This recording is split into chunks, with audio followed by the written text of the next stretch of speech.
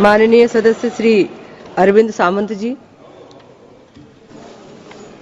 माननीय chairperson madam, वक्त amendment bill 2025 पर हम अपनी विचार प्रकट करने के लिए खड़े हैं।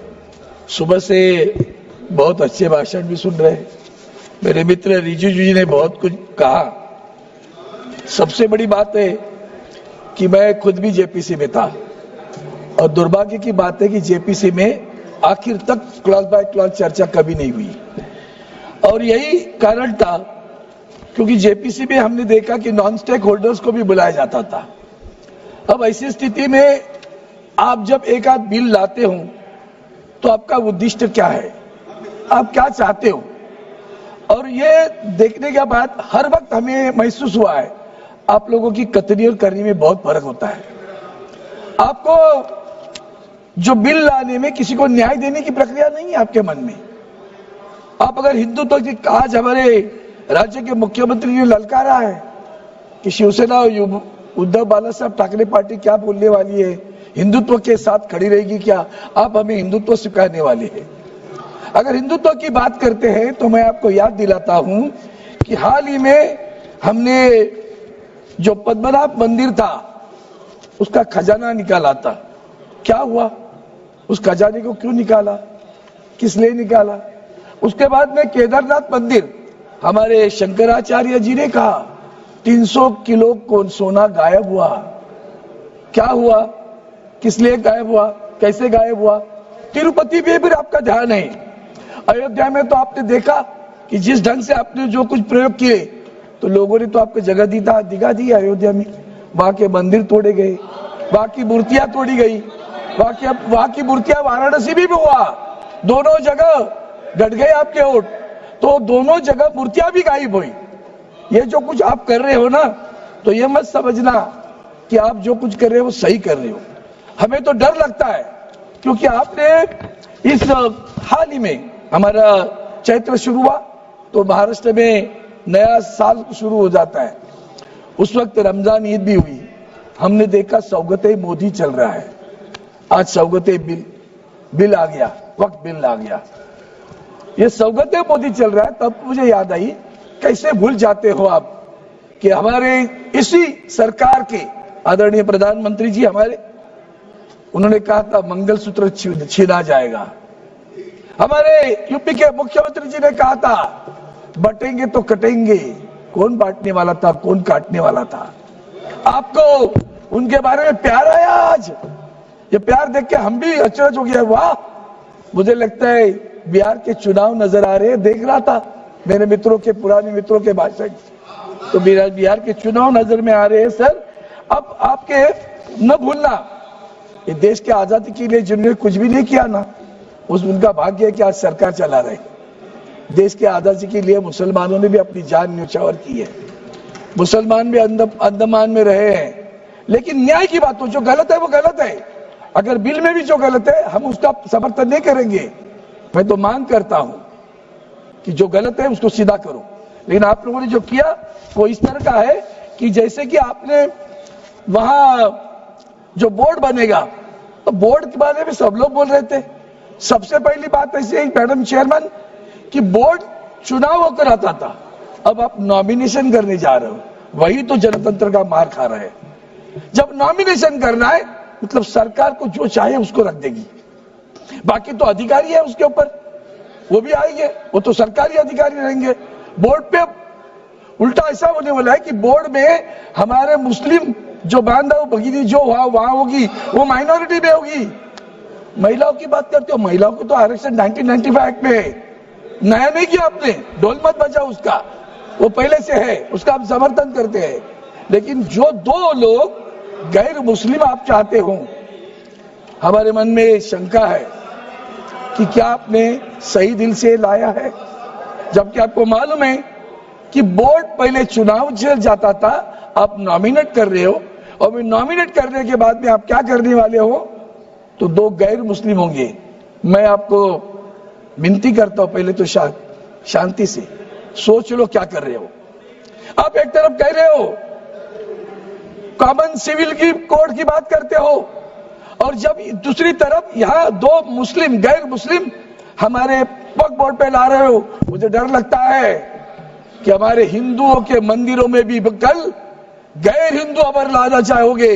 उन्होंने अभी उदाहरण बताया मंदिर का, याद रखना शिवसेना उसके खिलाफ खड़ी रहेगी। अगर हमारे मंदिर में कभी आपने सोचा भी कि किसी गैर हिंदू को उस मंदिर के बोर्ड पे लाने की कोशिश भी करोगे तो याद रखना हम उसे विरोध करेंगे, क्योंकि ये जो चल रहा है वो आगे चलकर क्रिश्चियनों पे हो सकता है, आगे चलकर जैन देरासर पे हो सकता है, आगे चलकर सिख धर्मों के गुरुद्वारा पे हो सकता है। क्यों कर रहे हो आप?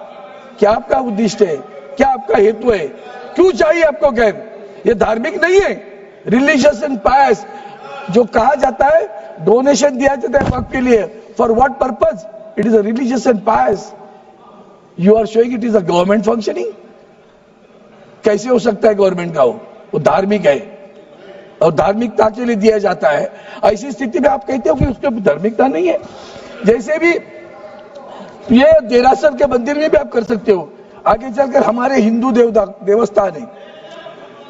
आपने ये अभी जो मैंने मंदिरों की बात की, हमने मैं उनके साथ में था, 370 धारा खत्म करी। हमने आपका अभिनंदन किया, मैं कैबिनेट में था, बहुत खुश था। कितने लोग कश्मीर में हिंदू आ गए बताओ तो सही। कश्मीर में जमीन कौन खरीद रहा है वो भी तो बताओ, पता चलेगा कश्मीर की जमीन कौन खरीद रहा है।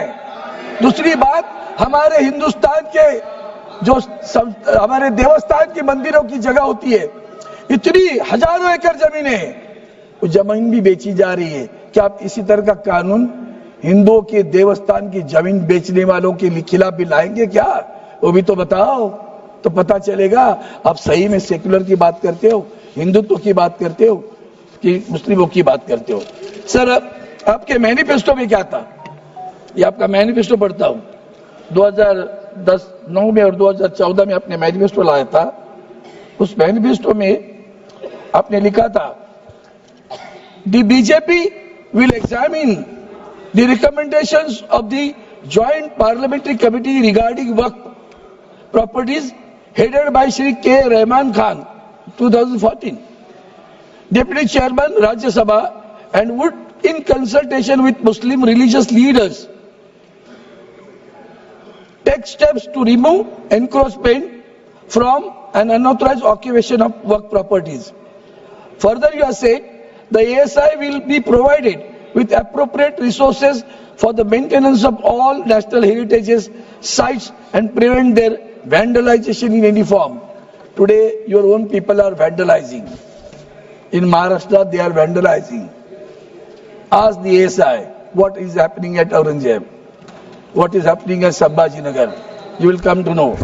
And therefore, ये जो मैनिफेस्टो है उसके ऊपर भी हमने आपके सामने कहा है। दूसरी बात, कलेक्टर की बात आपने थोड़ा सा इंप्रूवमेंट किया, लेकिन क्या किया? फिर भी दोबारा वही किया।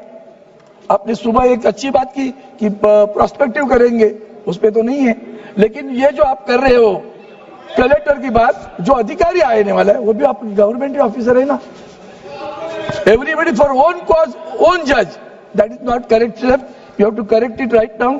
हमने खुद कहा था कि ओरली इसके आगे कोई भी वक्त नहीं करेगा, रजिस्टर करेगा, ओन प्रॉपर्टी होनी चाहिए, पोजीशन में होनी चाहिए। हमने जेपी से भी कहा हम सुधार के लिए है, लेकिन आपका हेतु कभी सही नहीं लगता। इसलिए मैं इतना ही कहता हूं कि जिस ढंग से आपने ये जो बिल लाया है उस बिल को देखते हुए आपका हेतु स्पष्ट नहीं होता। आपके मन में कुछ और ही है। जमीन आपको हड़प करनी है, और किसके लिए करनी है? जैसे मैंने कश्मीर में नाम लिया, जैसे मैंने जहां मणिपुर में भी चल रहा है उसी के लिए चल रहा है। और किस किस लोगों के लिए चलता है, किन उद्योगपति के लिए चलता है, सभी को पता है। आपका उद्देश्य जमीन हड़पने का है, बाकी कुछ नहीं है, न्याय देने का नहीं है। इसलिए मैं आपको एक ही बताता हूँ, वोटों पे सच्चाई रहती है जहाँ दिल में सफाई रहती है। हम उस देश के वासी हैं जिस देश पे गंगा बहती है। आप लोगों के वोटों पे सच्चाई नहीं है, दिल में भी सफाई नहीं है। इसलिए तो बाद में राज कपूर को कहना पड़ा, राम तेरी गंगा मैली हुई, पापियों के पाप धोते धोते।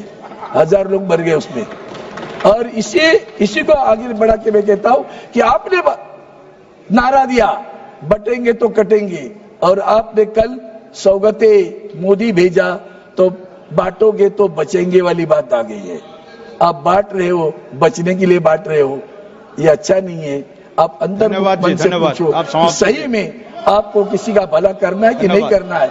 आप भला करना नहीं चाहते और आप बांटोगे तो अरे भैया, आपको जब आपने कहा ना कि मंगलसूत्र छिना लिया जाएगा, ऑनरेबल मेंबर, आप तो भूल गए क्या किसको बोल रहे थे? इसलिए मैं आपसे मेरा भाषण समाप्त करने के बाद मैं इतना ही कहता हूँ, आपके दिल में नफरत है ना, वो निकाल डालो।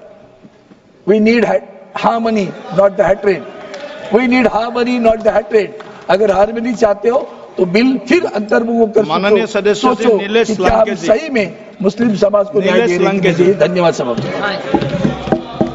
एक minute, honourable member, please wait, honourable मंत्री, माननीय मंत्री जी ने कहा अरविंद सावंत जी बैठते बैठते समर्थन किया कि नहीं किया वो बोला नहीं है, इसलिए मैं आप बिल को समर्थन करते कि नहीं करते आपने क्लियर नहीं किया। लेकिन मैं से इतना कहना चाहता हूं, पहले मुझे भी अरविंद सावंत जी का शिव सैनिक होने का, शिवसेना का MP होने का जैसे बोलचाल था, वो क्यों बदल गए हैं? आप इंसान बदल गए या कांग्रेस के साथ हाथ मिले इसलिए आप बदल गए? पहले तो बड़ा शिवसेना का एजेंडा लेके अच्छा बोलता था, हमको भी अच्छा लगता था। Honourable member Shri Nilesh Lanke ji, Nilesh Lanke ji please start, आप शुरू करो। ऑनरेबल मेंबर आप प्लीज बैठिए, हम नहीं बदल गए, प्लीज बैठिए, आप बैठिए। नीलेश लंके जी। आदरणीय